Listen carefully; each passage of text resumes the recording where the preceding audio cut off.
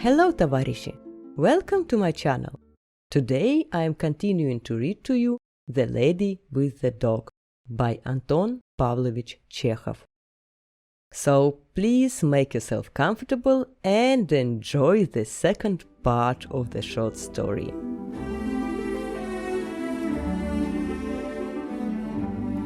Антон Павлович Чехов.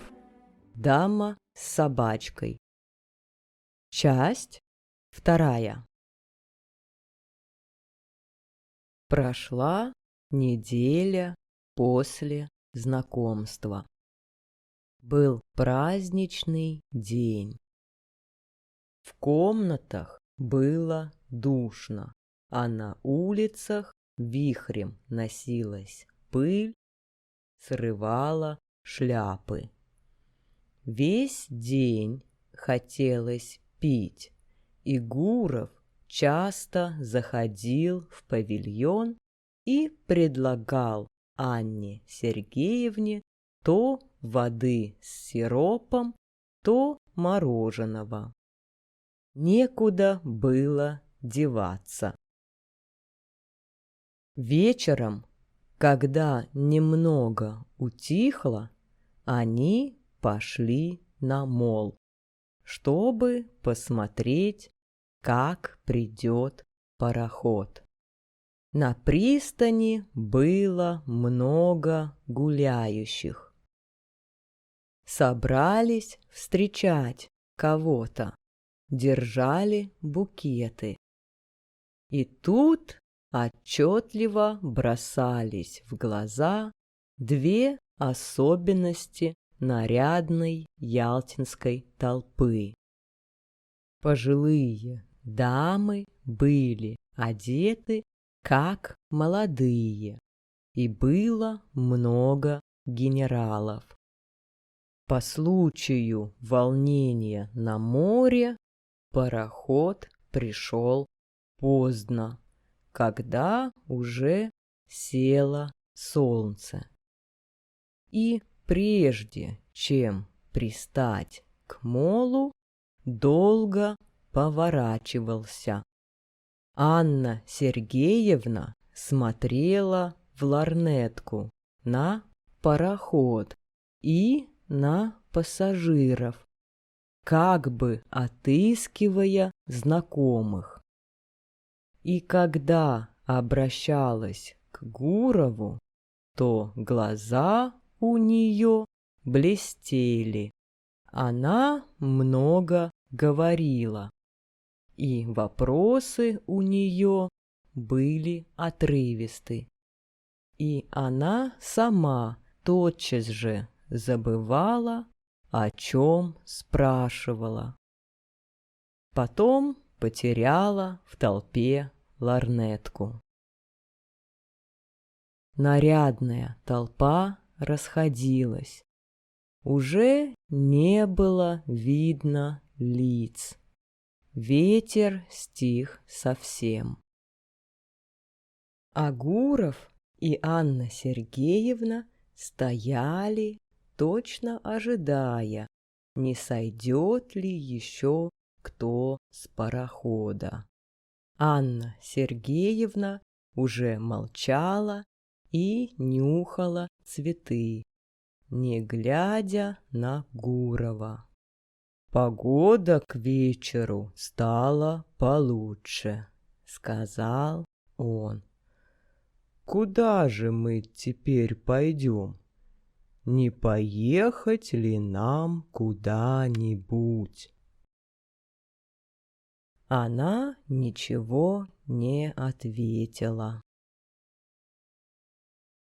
Тогда он пристально поглядел на нее и вдруг обнял ее и поцеловал в губы. И его обдало запахом и влагой цветов. И тотчас же он пугливо огляделся. Не видел ли кто? «Пойдемте к вам», — проговорил он тихо. И оба пошли быстро. У нее в номере было душно. Пахло духами, которые она купила в японском магазине. Гуров, глядя на нее, теперь думал, каких только не бывает в жизни встреч. От прошлого у него сохранилось воспоминание о беззаботных, добродушных женщинах, веселых от любви, благодарных ему за счастье, хотя бы очень короткое. И о таких, как, например, его жена, которые любили без искренности, с излишними разговорами, манерно, с истерией, с таким выражением, как будто то была не любовь, не страсть, а что-то более значительное. И о таких 2-3 очень красивых, холодных, у которых вдруг промелькало на лице хищное выражение, упрямое желание взять, выхватить у жизни больше, чем она может дать, и это были не первой молодости, капризные, нерассуждающие, властные, неумные женщины. И когда Гуров охладевал к ним, то красота их возбуждала в нем ненависть, и кружева на их белье казались ему тогда похожими на чешую. Но тут все та же несмелость, угловатость неопытной молодости, неловкое чувство, и было впечатление растерянности, как будто кто вдруг постучал в дверь. Анна Сергеевна, эта дама с собачкой, к тому, что произошло, отнеслась как-то особенно, очень серьезно, точно к своему падению. Так казалось, и это было странно и не кстати. У нее опустились, завяли черты, и по сторонам лица печально висели длинные волосы. Она задумалась в унылой позе, точно грешница на старинной картине. «Нехорошо», — сказала она. «Вы же первый меня не уважаете теперь». На столе в номере был арбуз. Гуров отрезал себе ломоть и стал есть не спеша.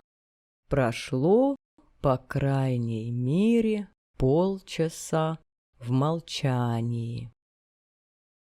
Анна Сергеевна была трогательна.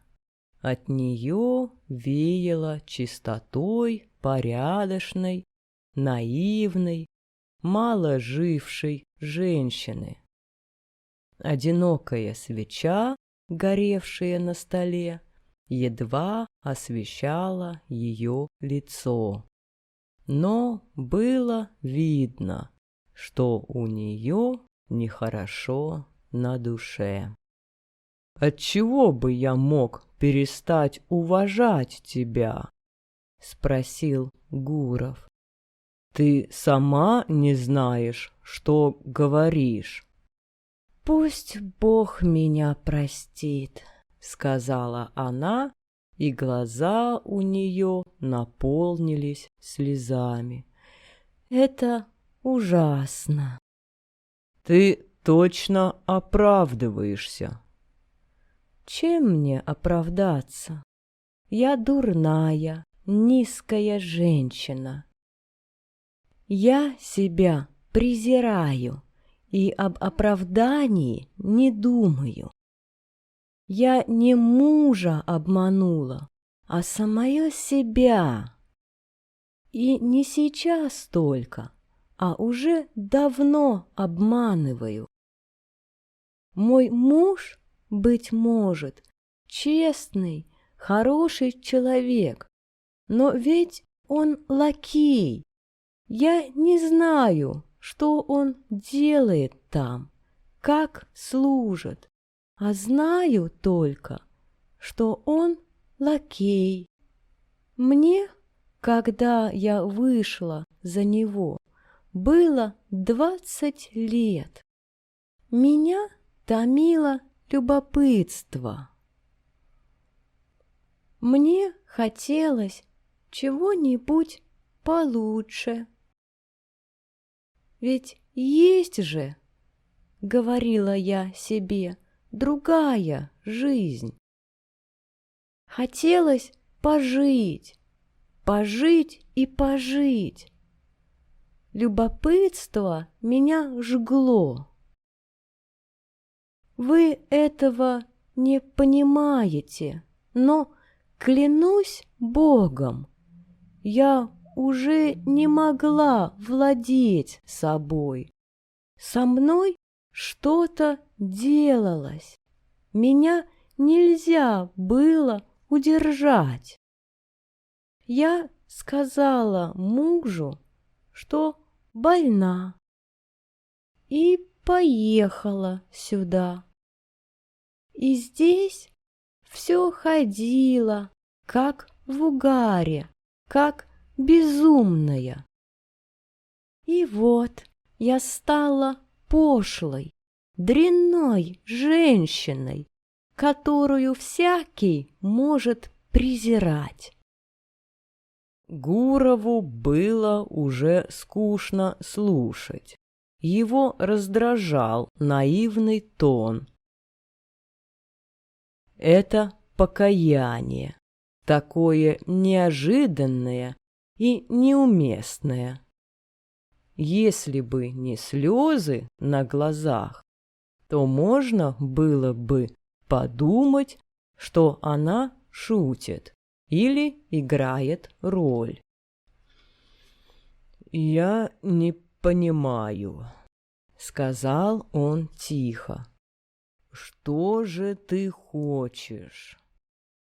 Она спрятала лицо у него на груди и прижалась к нему. «Верьте, верьте мне, умоляю вас», — говорила она. «Я люблю честную, чистую жизнь, а грех мне гадок. Я сама не знаю, что делаю. Простые люди говорят, нечистый попутал. И я могу теперь про себя сказать, что меня попутал нечистый». «Полно, полно», — бормотал он. Он смотрел ей в неподвижные, испуганные глаза, целовал ее, говорил тихо и ласково. И она понемногу успокоилась, и веселость вернулась к ней. Стали оба смеяться. Потом, когда они вышли, на набережной не было ни души. Город со своими кипарисами имел совсем мертвый вид. Но море еще шумело и билось о берег. Один баркас качался на волнах, и на нем сонно мерцал фонарик. Нашли извозчика и поехали в Орианду. Я сейчас внизу, в передней, узнал твою фамилию. На доске написано «Фон Дидериц», — сказал Гуров. Твой муж немец? Нет, у него, кажется, дед был немец, но сам он православный. В Орианде сидели на скамье, недалеко от церкви, смотрели вниз на море и молчали. Ялта была едва видна сквозь утренний туман. На вершинах гор неподвижно стояли белые облака. Листва не шевелилась на деревьях. Кричали цикады, и однообразный глухой шум моря, доносившийся снизу, говорил о покое, о вечном сне, какой ожидает нас. Так шумело внизу, когда еще тут не было ни Ялты, ни Орианды. Теперь шумит и будет шуметь так же равнодушно и глухо, когда нас не будет. И в этом постоянстве, в полном равнодушии к жизни и смерти каждого из нас, кроется, быть может, залог нашего вечного спасения, непрерывного движения жизни на земле, непрерывного совершенства. Сидя рядом с молодой женщиной, которая на рассвете казалась такой красивой, успокоенной и очарованной ввиду этой сказочной обстановки моря, гор, облаков, широкого неба, Гуров думал о том, как, в сущности, если вдуматься, все прекрасно на этом свете, все, кроме того, что мы сами мыслим и делаем, когда забываем о высших целях бытия, о своем человеческом достоинстве. Прошел какой-то человек, должно быть сторож, посмотрел на них и ушел. И эта подробность показалась такой таинственной и тоже красивой. Видно было, как пришел пароход из Феодосии, освещенный утренней зарей, уже без огней. «Роса на траве», — сказала Анна Сергеевна после молчания. «Да, пора домой». Они вернулись в город.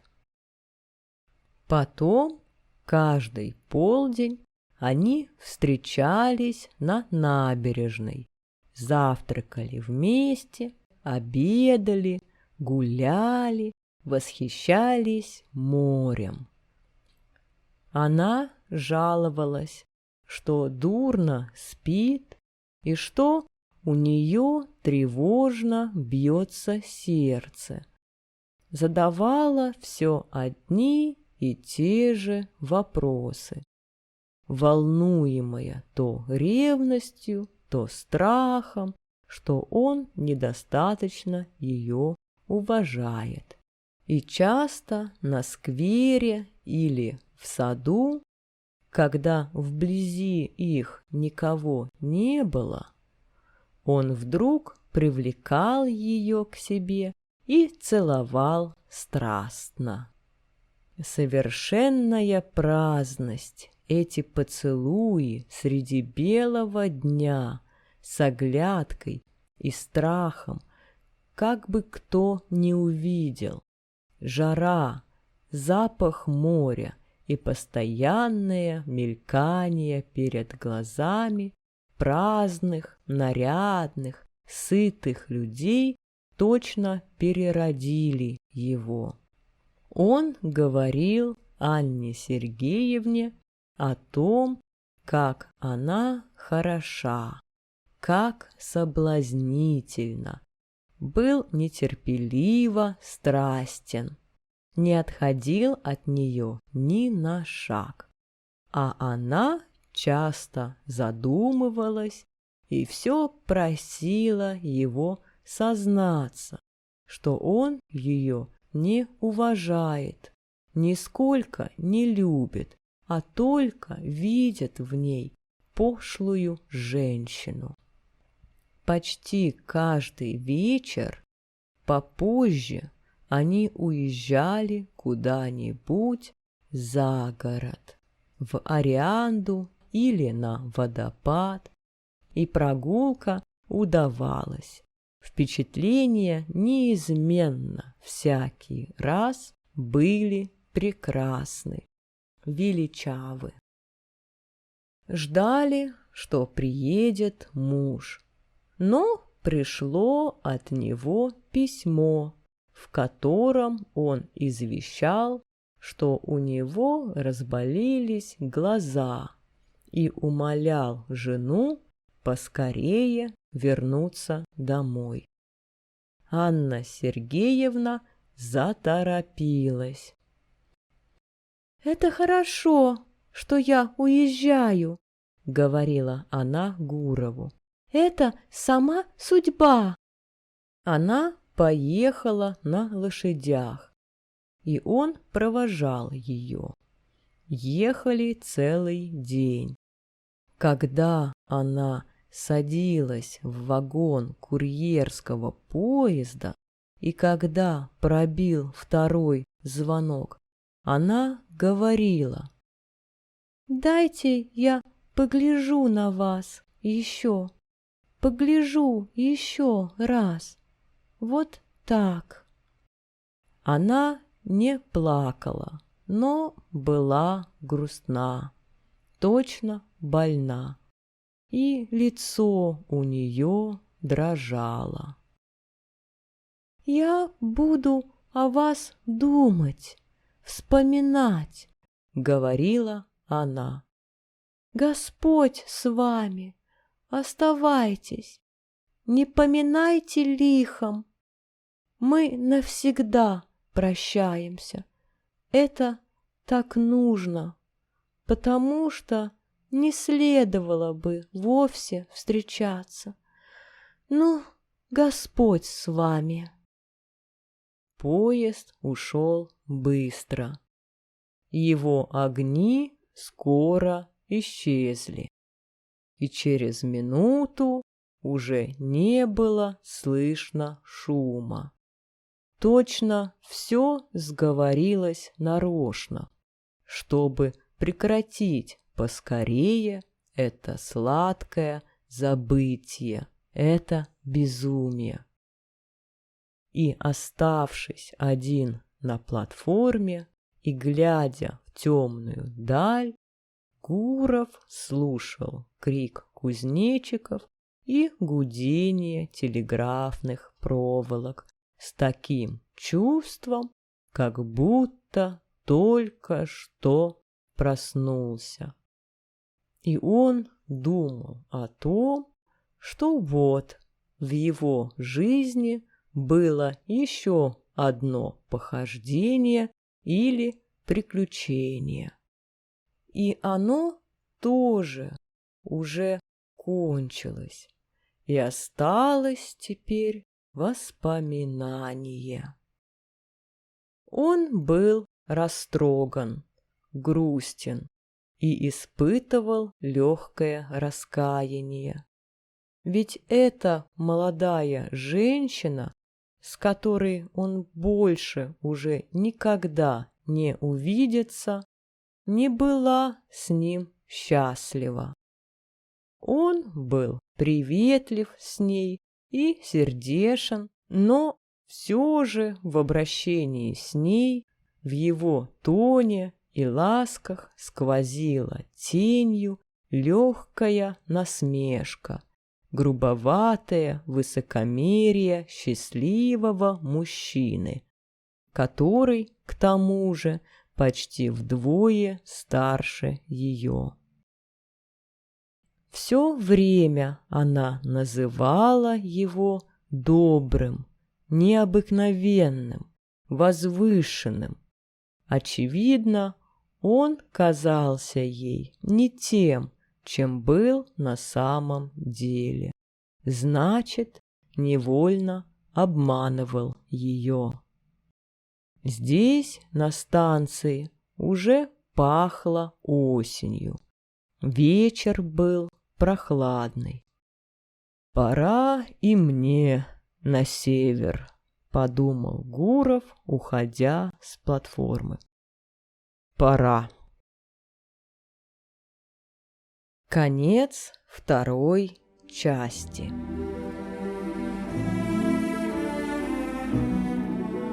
End of part 2. Did you like it? What do you think about this story?